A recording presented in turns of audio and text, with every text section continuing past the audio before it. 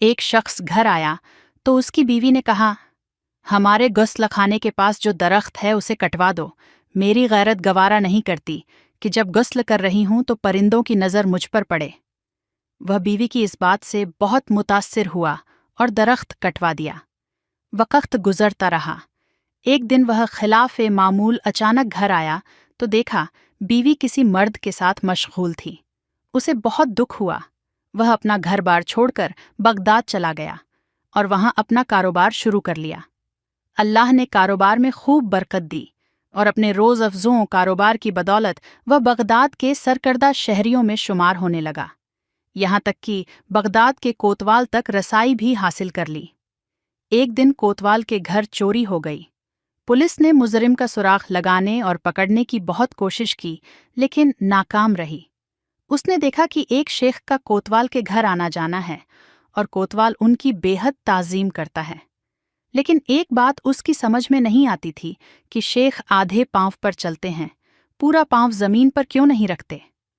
उसने किसी से वजह पूछी तो उसे बताया गया, यह पूरा पांव जमीन पर इसलिए नहीं रखते कि कहीं कीड़े मकोड़े न कुचले जाएं। वह शख्स फौरन कोतवाल के पास गया और उसे कहा, जान की अमान हो तो अर्ज है, आपकी चोरी इसी शेख ने की है। जब तहकीक की गई तो माल मसरूखा उसी शेख से बरामद हुआ। कोतवाल ने हैरानी से कहा, हमने तो कभी सोचा भी नहीं था कि यह शेख भी ऐसा कर सकते हैं। तुम्हें कैसे मालूम हुआ? उसने कहा, मेरे घर में एक दरख्त था जिसने मुझे नसीहत की थी। जो लोग ज़रूरत से ज़्यादा नेक नज़र आने की कोशिश करते हैं वह उमूमन नेक नहीं होते। सबक: यह हकीकत है कि कुछ लोग फेसबुक की हुदूद तक ही बाअखलाक़ रहते हैं। हकीकी ज़िंदगी में उनकी शर से उनके महल्लेदार, रिश्तेदार, हत्ता कि घर वाले भी पनाह मांगते हैं।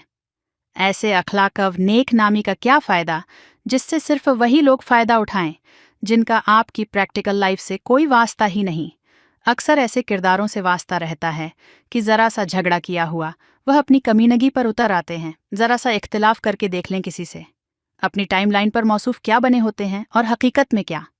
अल्लाह रब्बुल इज़्ज़त से दुआ है कि हमें ज़ाहिरी और बातिनी तौर पर आमाल ए सालेहा पर चलने और हमारे मुआमलात व मुआशरात पर बाअखलाक़ रहने की तौफ़ीक अता फ़रमाए। आमीन।